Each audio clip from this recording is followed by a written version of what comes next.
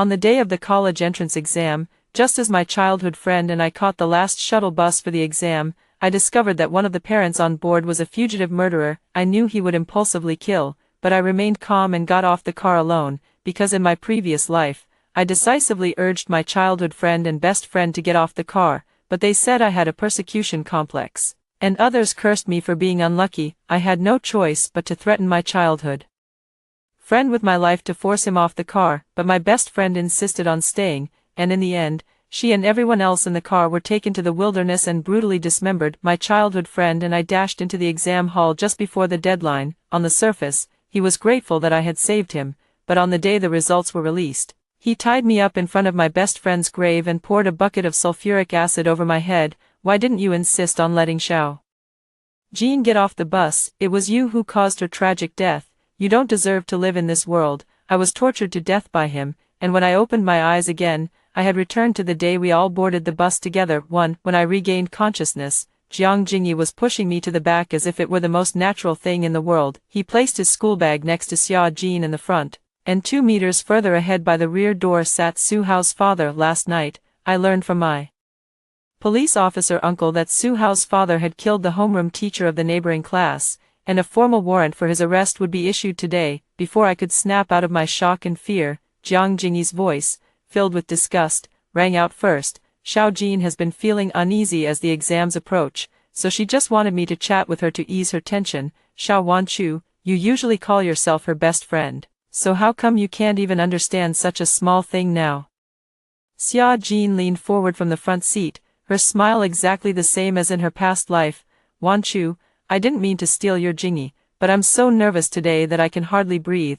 If I don't talk to someone, I'll feel like I'm suffocating. Please, just let me have Jingyi for half an hour, okay? She clasped her hands together and rubbed them, her soft and adorable appearance making Jiang Jingyi smile helplessly as he spoke. What do you mean, your Jingyi? We're just familiar because our elders know each other, so we often hang out. Actually, we're just ordinary friends. Don't overthink it. After saying that, he glanced at me coldly, as if urging me to quickly agree with his words. I sneered inwardly. He clearly said he liked me since we were kids, wrote me no less than 100 love letters, and we were already recognized as a campus couple. Now he says we're just ordinary friends. Before I introduced Xia Jin to him, he would stick by my side every day, begging me to marry him once I came of age, but after Xia Jin appeared, his attention shifted. He went from clinging to me to enjoying Xia Jin clinging to him, and even started to resent me in return. Seeing their faces again in this new life, I finally realized how ridiculous I had been. Meeting Jiang Jingyi's completely emotionless gaze,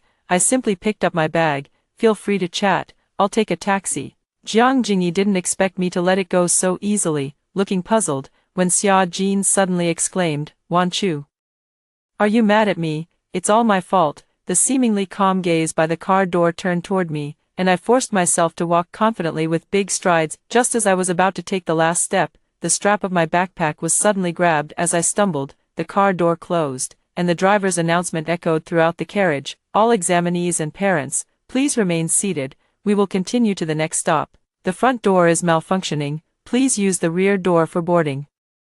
And alighting, my breathing instantly became erratic. I tried my best to avoid making eye contact with Su Hao's father, and cold sweat broke out on my forehead. The hand behind me exerted force, turning me around to face the sobbing Xia Jin. What are you making a fuss about? What you just said will put so much pressure on Xia Jin. Don't you know what an important day today is? What if it affects her college entrance exam? Apologize. Xia Jin, with reddened eyes, tugged at his sleeve. Forget it, Jingyi, it really is my fault. Wanchu likes you so much, it's only natural she dislikes me. Jiang Jingyi grew even more distressed, turning to me with a furious rebuke. Can you really not stand to see us happy? You're always targeting Xiao Jin, and this morning you even pretended you couldn't find your exam admission ticket, forcing us to rush for the last bus. I frowned and looked at Xia Jin. Is that what you told him? This morning, I had originally planned to take a taxi myself, but she insisted on going with me and asked me to wait for her, but when I rushed to her house,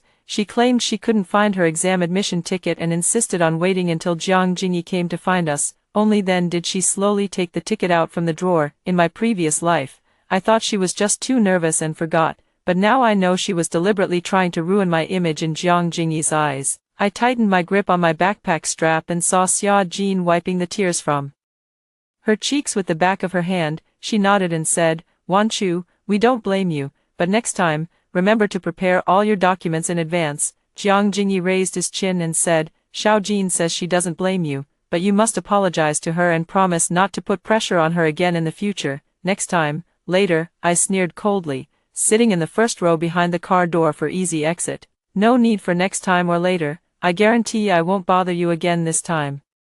"You better." Jiang Jingyi no longer looked at me, sitting next to Xia Jin and handing her a box of milk. Xia Jin blushed shyly, lowered her head and rummaged through her bag as well, suddenly changing her expression. Then she stood up abruptly, pointing at me and shouting, "Wan Chu, how could you snatch the talisman I was going to give to Jingyi, too?" she shouted urgently, rushing past Jiang Jingyi to grab my backpack. I instinctively tightened my grip on my backpack, but as soon as she touched me, she lost her balance and fell backward, hitting the back of her head on the steps behind. The students and parents in the back of the car were startled and quickly rushed to help her. Jiang Jingyi was especially frantic, supporting her as he touched the back of her head and asked, "Does it hurt?" Xia Jin, with tears in her eyes, shook her head. "It doesn't hurt, but the protective charm I personally went to the temple to get for you is gone." "Jingyi, what should I do? Could this be a bad omen?" Jiang Jingyi helped her to her seat, then turned and forcefully extended his hand toward me. "Give the protective charm back to Xiao Jin." The gazes of everyone around were fixed on me. I could feel Su Hao's father looking at me too, and I couldn't help but break out in goosebumps. But there were still a few minutes until the next stop, so I couldn't make any rash moves. Thinking this, I hugged my backpack tightly. "I don't know anything about a protective charm." Xia Jin shook her head with tears streaming down her face. "Impossible. I secretly showed it to you this morning, and then it disappeared. Wan Chu, I know you've never liked me, and it was me who insisted on being your best friend, but the amulet contains my best wishes for Jingyi. You can't take it away." Jiang Jingyi narrowed his eyes with even more disgust. "Give it back to her." I gritted my teeth and looked straight into his eyes. "If you don't believe me, there's nothing I can do. I've never heard of it or seen it." Everyone on the bus was watching us, and a student's parent sighed. "Classmate, no matter what, this is the college entrance exam. One small mistake and you might not get into your ideal university. Don't be stubborn, just give it back to them." "That's right, classmate, when it comes to things like lucky charms, it's better to believe they exist than to dismiss them entirely." Xia Jin shot me a smug look from her seat, but when she spoke, her voice was soft and fragile. "Wan Chu, I never blamed you before for taking so many of my things in private, but this one, please, can you give it back to me? Your family is so wealthy, you can buy anything, you don't lack this." A boy whistled. "With all that money, you still steal. With that kind of character, can you even get into college?" Jiang Jingyi's expression grew even uglier, and when he spoke, there was a hint of gritted anger. "I should have known better than to let you ride the bus with us. It would have been better to let you take a taxi by yourself." The bus stopped, and I stood up, my face cold. "Then I'll get off now, so I don't get in your way here." But I hadn't taken more than a few steps when Xia Jin's panicked cry reached my ears. "Wait, my exam admission ticket is gone too." By then, I had already reached the door, only to be grabbed by the back of my collar once again by Jiang Jingyi. "Xiao Jin can't take the exam without her admission ticket. How could you be so malicious? Don't run. Hand over the admission ticket and the protective charm." All the students waiting at this stop have boarded. Seeing the door about to close, I hurriedly turned back and shouted, "I never touched her things. Let go of me. I need to get off." Jiang Jingyi's eyes grew more sinister as he grabbed me and forcefully pulled me back. "Still stubborn, empty everything in your bag onto the ground. Let me go." Gritting my teeth, I mustered all my strength to break free and strode toward the door. Suddenly, an arm appeared in front of me, blocking my way. The moment I recognized the color of the sleeve, the door closed. "All examinees and parents, please take your seats. We will continue to the next stop." The sleeve of that arm was slightly rolled up, revealing a fierce tattoo on the wrist. In an instant, my hair stood on end, and I trembled as I turned my head, meeting the face of Su Hao's father, who wore a half-smile. "Classmate, is your family really that wealthy?" 3. I hadn't even spoken when Xia Jin cut me off. "Yes, Uncle, Wan Chu's family is really wealthy. Her father owns the largest stationery factory in our area." Someone behind me exclaimed in surprise. "So you're the only daughter of the Xiao family, but if your family is so rich, why would you take someone else's things?" this is really embarrassing for Mr. Xiao. The greed in Su Hao's father's eyes sent a shiver down my spine. In my previous life, as soon as I recognized him, I quietly warned everyone about the danger and urged them to get off the bus, but no one believed me. They all said I had a persecution complex. I was pointed at by thousands and nearly discovered by Su Hao's father, so I could only throw a tantrum and drag Jiang Jingyi out of the car. When I turned back to pull Xia Jin, she glared at me with resentment, forcing Jiang Jingyi to choose between us, but before he could make a choice, the car door closed. Later, I saw the tragic deaths of everyone in that car in a video. Everyone was covered in countless stab wounds, and all the candidates, regardless of gender, had vicious knife scars on their faces. Some parents had their arms severed, while others were dismembered on the spot. I provided clues to my uncle, and Su Hao's father was quickly apprehended. I also saw his photo being interrogated in the news. Those cold-blooded, arrogant eyes were exactly the same as they are now. My back was soaked in cold sweat. I forced myself to turn my head, only to see Jiang Jingyi's gaze fixed on my backpack. Xiao Wanchu, give me the backpack. Feeling that Su Hao's father was still staring at me, I bit my lip and, in a fit of desperation, threw the backpack over. Since you don't believe me, then you can search it yourself. Jiang Jingyi unzipped the backpack and, with a cold expression, dumped everything inside onto the floor. Inside the backpack, there was only a review book and a transparent folder I had prepared for the college entrance exams. He carefully checked all the pockets and compartments of the backpack but found nothing. Finally turning his gaze to that document folder, before he could open it, I spoke up. Jiang Jingyi, if her Lucky Charm admission ticket isn't in there, you must apologize to me. Xia Jin bit her lip with tears in her eyes, but Jiang Jingyi shook his head dismissively. We grew up together. I know exactly what kind of person you are. You must be jealous that Xia Jin studies better than you, so you deliberately stole her admission ticket. He spoke with such conviction that Xia Jin also gained momentum. No wonder you insisted on getting out of the car. You just wanted to take the chance to throw away my exam admission ticket so I couldn't take the test. The people around grew furious, all pointing at me and cursing. I clenched my fists, without even looking. You're already wronging me like this. Jiang Jingyi glared at me fiercely, then lowered his head to open the file bag. But the things inside were prepared by me last night according to the college entrance exam requirements. This morning, Xia Jin offered to help me carry them, but I didn't agree just in case. So there's no way her things are in there. As he flipped through, Jiang Jingyi's face darkened. It's impossible that there's nothing in your pocket. I only have 2 pant pockets, and I turned them both inside out to show him. He frowned suspiciously and looked back at Xia Jinsher, only to find that she had cried until her face was deathly pale. How could it not be there? She clearly took my bag this morning. Jing. Am I not allowed to take the exam anymore? But I really want to go to the same university as you. Jiang Jingyi immediately composed himself again and held out his hand to me. You have a habit of putting important things in your phone case. Give me your phone. My heart skipped a beat, and I quickly tightened my grip on the phone. I'll give you the phone case, but not the phone, Xia Jin shouted. She's so nervous. It must be behind the phone case. Upon hearing this, Jiang Jingyi immediately lunged forward. I fought back with all my might but was still pushed down, and my phone was snatched away. I hurriedly grabbed onto a pillar to stand up when a cold, large hand suddenly gripped my arm. Su Hao's father's deep voice sounded in my ear. Classmate, let me help you up. My heart was pounding so hard it felt like it would leap out of my throat. I shook my head vigorously, not daring to look, and tried to pull my arm away, but he tightened his grip, as if deliberately trying to keep me from leaving. My breathing grew more and more rapid, and cold sweat dripped from my forehead. Out of the corner of my eye, I saw Xia Jin snatch my phone and unlock it.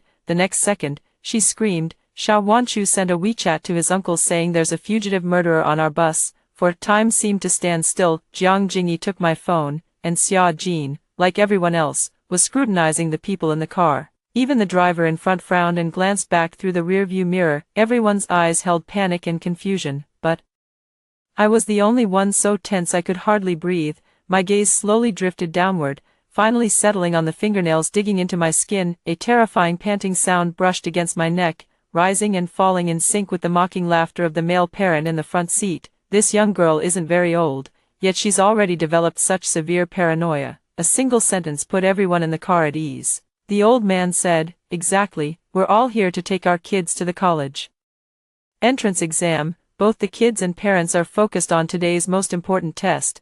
How could there possibly be a murderer beside me? Suhao's father also whispered, "That's right, classmate, how could there be a murderer on the bus?" I clenched my back teeth to keep myself from trembling. When I spoke, my voice was hoarse. I was just gathering material for my uncle. He writes murder mystery scripts. Xia Jin let out a sigh of relief, then frowned again. "Wanchu, you're not using this as an excuse to stall for time, are you?" Jiang Jingyi snapped back to reality, his face cold as he took back his phone. As he spoke, he opened the phone case. "You went too far today. After the exam, I'm definitely telling your parents. They won't let you off easy. Wait, where is it?" He stared blankly at the empty phone case, and I immediately mustered all my strength to pull my arm free and rush over. "Now can you see I didn't take it? Give it back to me." Finally grabbing my phone back, I bent down to put my things into my backpack. The next stop is in 3 minutes, and this is my last chance. According to Suhao's father's account from the previous life,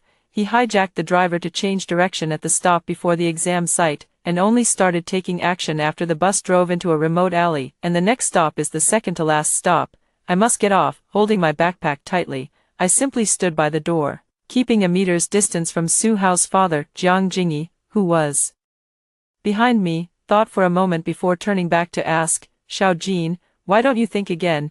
Could it have been left somewhere, maybe at home?" "No, I checked before I left, and it was in my backpack. From the moment I left home until I got in the car, only Wanchu touched my backpack, so the exam admission ticket and the protective charm must be in the car." As she spoke, tears fell, and Jiang Jingyi's heart softened again. He reached out and grabbed my sleeve. "Take off your jacket, I need to check." I looked at him in disbelief. "Jiang Jingyi, are you crazy? There are so many people on the bus. Do you want to ruin my reputation in public? If you don't hand over the exam admission ticket, you'll ruin Xiao Jin's entire life." He gritted his teeth and spat out the words, ignoring my refusal as he directly took off my school uniform jacket, revealing the short-sleeved t-shirt I was wearing underneath. After patting down the coat from top to bottom, he narrowed his eyes coldly. "Could it be in the pants, or maybe in the underwear?" Xia Jin's shout attracted a few eager male parents and students, who rushed forward and pinned me down. The leader simply pulled open the collar of my t-shirt to look inside. "Let go of me, help, don't touch me." My roar only made them more excited. I gritted my teeth, clutching my chest, my feet kicking wildly outside the crowd. Jiang Jingyi watched all of this coldly, while Xia Jin blinked her eyes, as if taunting me. "Now, Jingyi belongs to me completely." The surrounding examinees were all bowing their heads, reviewing their questions. Some parents excitedly recorded videos, while others paid no attention, only concerned about whether their own children were thirsty. In the rearview mirror ahead, the driver was also looking back as if watching a spectacle. None of them wanted to save me. Exactly the same as in the previous life, my heart grew increasingly desperate, and my cries for help gradually weakened, until a boy said disappointedly, "How boring, only developing this much by senior year of high school. No wonder the guy you like is interested in someone else, who would want to look at someone like you. Let's go, no gossip and no admission ticket. This is so boring." The hands pressing down on me all withdrew, and I could no longer hold back my tears. Through my tear-blurred vision, I saw Jiang Jingyi embrace the anxious and crying Xia Jin, softly comforting her. "Don't worry, we'll find it." The bus arrived at the second-to-last stop. I wiped my tears fiercely, grabbed my coat, leaned against the pillar farthest from Suhao's father, and ran off the bus with big strides. Suddenly, a hand from behind touched my coat. Without stopping, I let go immediately, leaving the coat on the bus. Even after my feet touched the ground, my heart continued to race, but I didn't look back. Instead, I ran frantically in the opposite direction. In the car, Xia Jin peeked out from Jiang Jingyi's embrace and saw my disheveled figure running away through the glass. She wanted to laugh but held back, pretending to be concerned as she said, "Why is Wanchu running that way? Could it be that she doesn't want to take the college entrance exam?" As soon as she finished speaking, the car door closed. "All examinees and parents, please take your seats. We will continue to the next stop, Haoyuan South Station." Suhao's father, sitting by the back door, was also looking at me when suddenly his eyes darkened. Abruptly, he stood up, walked over to the driver, pulled a sharp knife from his waist and pressed it against the driver's neck, while in his other hand appeared a gun. The gun was pointed at all the passengers inside the car. "Turn left at the intersection ahead. If any of you dare to call the police, I'll kill you first." 5. In the rearview mirror, the driver's face had turned pale. The whole bus was startled, and everyone near the driver rushed to the back. Amid the chaos, Jiang Jingyi and Xia Jin were pushed together, and they heard someone whisper, "What that female classmate said earlier was true, there really is a murderer." Another person also lowered their voice, "What's the use of knowing now? Call the police quickly." But soon, those squatting on the ground and secretly making phone calls panicked. "Why is there no signal? I don't have a signal either." The situation grew increasingly chaotic. Jiang Jingyi hurriedly took out his phone to check and indeed found no signal. Su Hao's father, who was holding the driver hostage in the front, cast a cold glance back, his tone tinged with a hint of madness. "I've already blocked all signals on this bus. None of you can escape. Heaven let me board this bus, giving me this chance. Today, all of you will be buried with my Su Hao." The dozen or so people behind were terrified. Students who had been escorted by their parents clung to their embrace, while those who boarded alone could only huddle into a ball. In Jiang Jingyi's arms, Xia Jin trembled like a leaf. She clung tightly to his waist, her eyes darting anxiously ahead. "Jingyi, what should we do? Think of something quickly. I don't want to die." "Don't be afraid, Xia Jin, everything will be fine. Jiang Jingyi managed only a few words before falling silent. "No matter how he acts, he's just a high school senior. He might have some presence among his peers, but in front of a knife-wielding murderer, he's just a paper tiger." Suddenly, Su Hao's father's gun barrel wavered. "You're having quite a lively chat back there. Do you not take me seriously?" They immediately fell silent, not daring to make a sound. Su Hao's father looked at the driver with satisfaction. "Ahead, turn right again." The driver's voice trembled. "The alley to the right is very narrow. Once we go in, we might not be able to get out. Turn right. Stop with all the nonsense." Su Hao's father roared angrily, then gritted his teeth and actually stabbed the driver in the side with a knife. A piercing scream echoed inside the car as it swerved wildly. Several girls and Xia Jin could no longer hold back their screams. Su Hao's father grabbed the steering wheel and shouted impatiently at the back, "Shut up, it's too noisy." A vicious voice mixed with the crackle of static, and Xia Jin trembled even more violently. Suddenly, she broke down, pushing Jiang Jingyi away, pulling open the car window, and preparing to jump out. "Xiao Jin, no, you'll fall to your death. Let go of me. I'd rather die from the fall than die here." Jiang Jingyi wrapped his arms around her waist and shouted to the side, "What are you all staring at?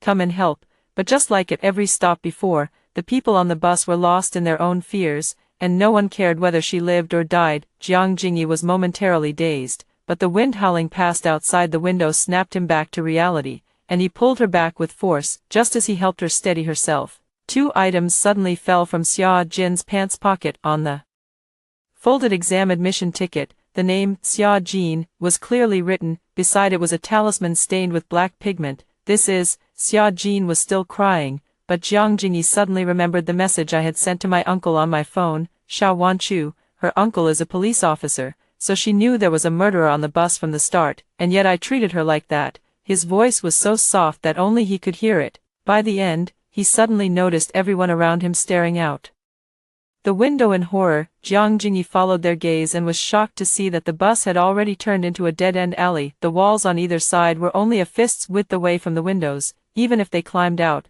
there was no way to escape. The driver in front had lost too much blood and passed out, no longer moving. Meanwhile, Su Hao's father held up the gun, a sinister smile on his face as he slowly walked toward the back of the vehicle. In his other hand, the tip of the knife was dripping with blood. "Now, it's your turn." 6. I took a taxi to the exam site shortly after, running in the opposite direction. Just as I got out of the car, my parents called. "Wanchu, where are you? Your uncle said there's a murderer on your exam shuttle bus, and he even bought a gun from the black market." Tears streamed down my face as I choked out, "Mom, Dad, I've already escaped." "That's good. You nearly scared us to death while we were abroad." "Is Jing Yi with you?" His parents said they couldn't get in touch with him and are really worried. I bit my lip. "He and Xia Jin are both in the car." My parents were shocked. "Your best friend Xia Jin, when did they?" "Wanchu, in short, I'm just glad you're okay. Thanks to the distress message you sent to your uncle, they've already located the bus and are organizing a rescue.